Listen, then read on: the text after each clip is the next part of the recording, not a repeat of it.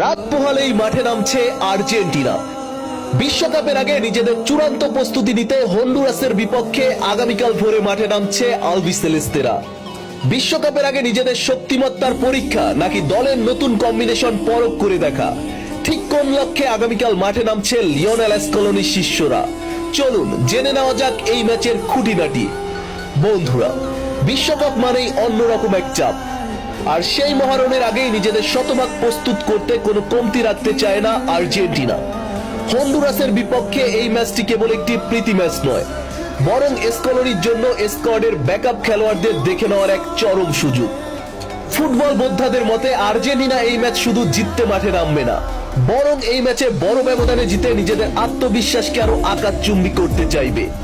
বিশেষ করে আর্জেন্টিনার আক্রমণ ভাগের ধার এবং মাঝ মাঠের বোঝাপড়া এবং ডিফেন্সের শক্তিমত্তা, এই তিনের মিশেলেই আগামীকাল মাঠে নামছে আর্জেন্টিনা। আগামীকাল হন্ডুরাসের বিপক্ষে কেমন হতে পারে আর্জেন্টিনার স্টার্টিং 11 বা রণকৌশল? ফরমেশনের দিক থেকে স্কলোনি হয়তো তার প্রিয় ফরমেশন 4-3-3 অথবা 4-2-3-1 ধরে রাখবেন। তবে গুঞ্জন রয়েছে নিয়মিত একাদশে 3 থেকে 4 জন প্লেয়ার এই ম্যাচে বিশ্রামে থাকবেন। এই ম্যাচে ইনজুরির কারণে দেখা যাবে না বেশ কিছু ফুটবলারের। এই ম্যাচে ইনজুরি সংখ্যার কারণে থাকবে না Lionel Messi, Julian Alvarez, Cristiano রোমেরোর মতো প্লেয়াররা। তবে তাদের পরিবর্তে এই ম্যাচে দেখা যাবে আর্জেন্টিনার বিশ্বকাপ স্কোয়াডে থাকা তরুণ ফুটবলারদের। মিডফিল্ড ও ডিফেন্সেও আসবে বেশ কিছু পরিবর্তন। ডি পল, এনজো ফার্নান্দেজ, অ্যালেক্সিস ম্যাকালিস্টারের সাথে দেখা যাবে থিয়াগো আলমাদাকে। আর রক্ষণে ক্রিস্টিয়ানো রোমেরোকে পাওয়া যাবে না এই ম্যাচে, ইনজুরির কারণে তিনি এই ম্যাচে খেলবেন না।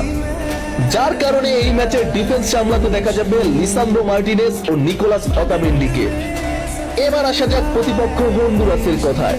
শক্তিমত্তা কিংবা সাম্প্রতিক ফর্ম, সব দিক থেকেই আর্জেন্টিনার চেয়ে ঢের পিছিয়ে আছেন তারা। বিশ্বকাপে তারা কোয়ালিফাই করতে না পারলেও আর্জেন্টিনার মতো বিশ্বসেরা দলের বিপক্ষে নিজেদের সবকিছু উজাড় করে দিয়ে তারা খেলতে চাইবে। তাদের শারীরিক ফুটবল এবং কাউন্টার অ্যাটাক ডিফেন্সের জন্য ভালো একটা পরীক্ষা হতে পারে। বিশ্বকাপের টিকিট কাটার পর আর্জেন্টিনার প্রতিটি ম্যাচেই যেন এক একটি উৎসব। হন্ডুরাসের বিপক্ষে ম্যাচটি দিয়ে আর্জেন্টিনা কি পারবে তাদের বিশ্বকাপের চূড়ান্ত প্রস্তুতি সেরে নিতে? এই ম্যাচে হন্ডুরাসের বিপক্ষে কত গোলের ব্যবধানে জিততে পারে আর্জেন্টিনা? কমেন্টে আপনাদের মতামত জানিয়ে দিন।